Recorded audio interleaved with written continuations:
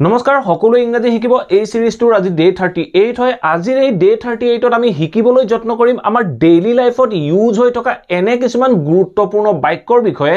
যিবোৰ বাক্য আমি ইংৰাজীত ক'বলৈ যাওঁতে আমি অসুবিধাৰ সন্মুখীন হওঁ যেনে আপোনাক যদি মই এটা বাক্য কওঁ 2 মিনিট লাগিব বা 20 মিনিট লাগিছিল এনে ধৰণৰ বাক্যবোৰ যেতিয়া আপুনি ইংৰাজীত ক'বলৈ যায় আপুনি বাক্যটো কেনেদৰে ক'ব আপুনি ভাবি উলিয়াব নোৱাৰা হৈ পৰে গতিকে আজিৰ এই ভিডিঅ'টোত মই আপোনালোকৰ বাবে এনে ধৰণৰ বাক্যবোৰ একেবাৰে সহজ কৰি দিম আপোনালোকে মাত্ৰ ভিডিঅ'টো স্কিপ নকৰাকৈ শেষলৈকে চাওক কনসেপ্টটো বুজি লৈ আপোনালোকেও এনে ধৰণৰ বিভিন্ন বাক্য ব্যৱহাৰ কৰিবলৈ যত্ন কৰক আৰু যদি ভিডিঅ'টো শেষলৈকে চাই আমি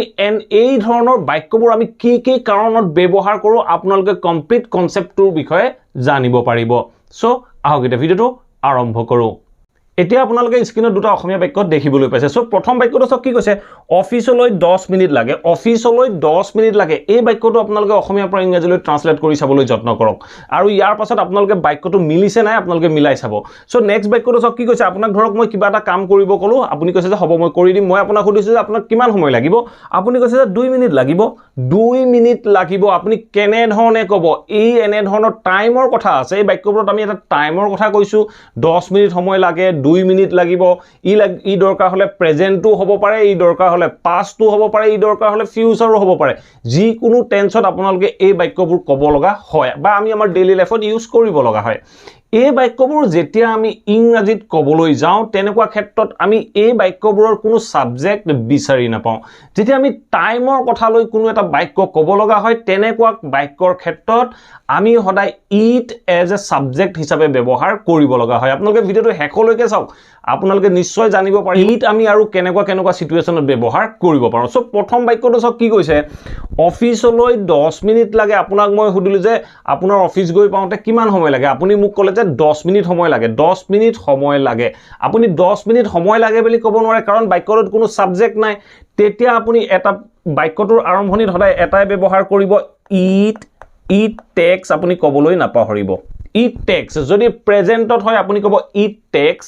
ই লয় কিমান সময় লয় ইট টেক্স আপুনি ক'লে ইট টেক্স কিমান সময় লয় 10 মিনিট তেতিয়া আপুনি ব্যৱহাৰ কৰক 10 মিনিটস সো আমি এনে ধৰণে বাক্যটো ফৰ্ম কৰিব পাৰো আমি ক'লো যে ইট টেক্স 10 মিনিটস 10 মিনিট সময় লাগে এনে ধৰণে একদম সিম্পল বাক্য হয় যেতিয়া আপোনাৰ লোকে কোনো এটা টাইমৰ কথা ক'ব তেনেকুৱা ক্ষেত্ৰত সদায় ইট টেক্স ব্যৱহাৰ কৰিব it takes 10 minute it takes 20 minute এনে ধৰণে আপোনালোকে বাক্যবোৰ ব্যৱহাৰ কৰিব পাৰে ঠিক আছে নেক্সট সেন্টেন্সটো সব কি কৈছে মই আপোনাক কিবা এটা কাম কৰিব দিলো আপুনি ক'লে যে 2 মিনিট লাগিব 2 মিনিট মই কিমান সময় লাগিব সুধিছো আপুনি কৈছে 2 মিনিট লাগিব 2 মিনিট লাগিব সো এই 2 মিনিট লাগিব এইটো আপুনি ফিউচাৰত ক'লে যেতিয়া ফিউচাৰত ক'লে আপুনি কি কৰক এই ইট টেকটো লাগিবই আপুনি ফিউচাৰৰ কাৰণে মাত্ৰ বাক্যটোত উইল টু ব্যৱহাৰ কৰি দিয়ক আপুনি ক'ব পাৰে যে ইট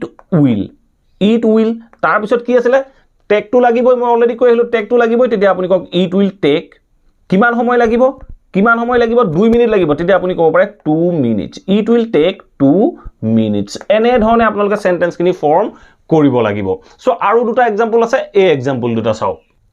নেক্সট এক্সাম্পলটো চাওক কি কৈছে তোমাৰ ঘৰ গৈ পাবলৈ কিমান সময় লাগিছিল এই বাক্যটো চাওক মই পাষ্টত কৈছো আৰু বাক্যটো ইন্টাৰোগেটিভ সেন্টেন্স সো বাক্যটো চাওক কি কৈছে তোমাৰ ঘৰ গৈ পাবলৈ কিমান সময় লাগিছিল ইন্টাৰোগেটিভ সেন্টেন্স কিমান সময়ৰ কাৰণে আমি প্ৰথমতে ব্যৱহাৰ কৰিব পাৰো হাউ লং আমি ব্যৱহাৰ কৰিব পাৰো আমি ক'ব পাৰো যে হাউ লং আৰু বাক্যটো পাষ্ট টেন্সৰ interrogative sentence past tense or interrogative sentence কিমান সময় লাগিছিল বুলি কোৱাৰ লগে লগে আমি do did does helping verb or সহায় লব লাগিব গতিকে past indefinite হোৱাৰ লগে লগে আমি কম how long did তাৰ পিছত আমি কম eat how long did eat তেতিয়া আমি এইটো take to ব্যৱহাৰ কৰিব লাগিব present formত তেতিয়া আমি কম how long did it take মানে কিমান সময় লৈছিল how long did it take কাক সময় লৈছিল তোমাৰ ঘৰ গৈ পাবলৈ কিমান সময় লৈছিল তেতিয়া আমি ক'ব লাগিব how long did it take you to তেতিয়া আমি ঘৰ গৈ পোৱাৰ কাৰণে আমি ভাৰ্ব ব্যৱহাৰ কৰিব পাৰো reach home so আমাৰ সেন্টেন্স টো কমপ্লিট হৈ গল আমি কলো যে how long did it take you to reach home how long did it take you to reach home মানে তোমাৰ ঘৰ গৈ পাবলৈ কিমান সময় লাগিছিল তাৰ উত্তৰ হিচাপে ধৰক আপুনি কৈছে মাত্ৰ 20 মিনিট লাগিল আপুনি উত্তৰ দিছে যে মোক উত্তৰ দিলে যে মাত্ৰ 20 মিনিট লাগিল তেতিয়া আপুনি কি হ'ব মাত্ৰ 20 মিনিট লাগিল অলৰেডি ওভাৰ হৈ গ'ল পাষ্টত কৈছে তেতিয়া আপুনি ক'ব লাগিব ইট টুক আপুনি ক'ব ইট টুক 20 মিনিটস ইট টুক 20 মিনিটস মাত্ৰ আছে মাত্ৰ থকাৰ লগে লগে আপুনি আপোনালোকে বাক্যটোৰ শেষত অনলি ব্যৱহাৰ কৰিব পাৰে আমাৰ সেন্টেন্স কমপ্লিট হৈ গ'ল আমি ক'লো যে ইট টুক 20 মিনিটস অনলি বা ইট টুক অনলি 20 মিনিটসও আপোনালোকে ব্যৱহাৰ কৰিব পাৰে সো এনে ধৰণে যেতিয়া আমি টাইমৰ কথা ক'বলৈ যাওঁতে আমি ইটেৰে সাবজেক্টটো ব্যৱহাৰ কৰিব লাগে আৰু ইমান সময় লাগে ইমান সময় লয় বুলি কওঁতে আপুনি ইট টেক ইট টুক ইট উইল টেক এনে ধৰণে যিকোনো টেন্স অনুসৰি আপোনালোকে টেকটো ব্যৱহাৰ কৰিলে আপোনালোকে টাইমৰ বাক্যবোৰ সহজে ক'ব পাৰিব এটা সক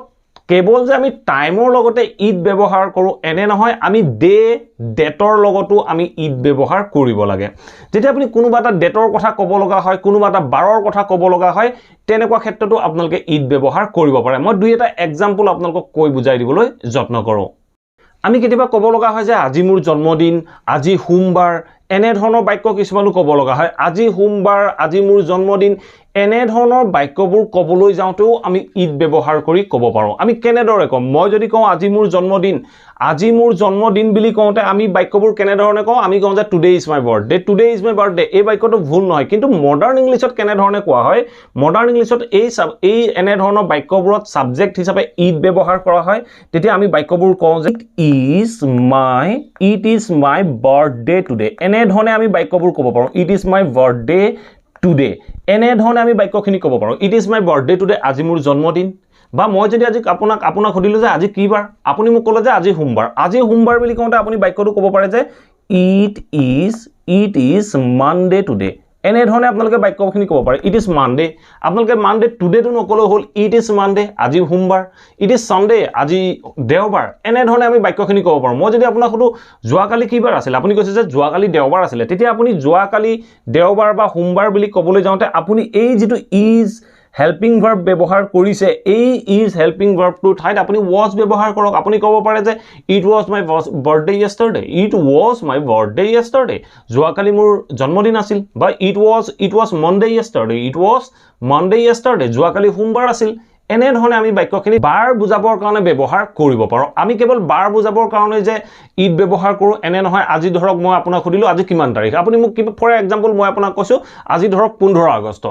আজি 15 আগষ্ট তেতিয়া আপুনি মোক কেনে ধৰণে ক'ব আপুনি মোক ক'ব লাগিব যে ইট ইজ আপুনি বাক্যটো আৰম্ভ কৰিব it is 15th August today it is 15 August today এনে ধৰণে আপুনি বাক্যটো ক'ব লাগিব ইট ইজ 15 আগষ্ট টুডে আপুনি ক'ব পাৰে today is 15 August no problem কিন্তু মডাৰ্ন ইংলিছত ইট ইজ 15 আগষ্ট টুডে এনে ধৰণে বাক্যখিনি কোৱা হয় যদি আপোনাক মই হয়তো যোৱাকালি কিমান তাৰিখ আছিল আপুনি মোক ধৰক কৈছে যে যোৱাকালি 15 আগষ্ট আছিল তেতিয়া আপুনি মোক ক'ব it was 15 August yesterday it was 15 August yesterday যোৱাকালি 15 আগষ্ট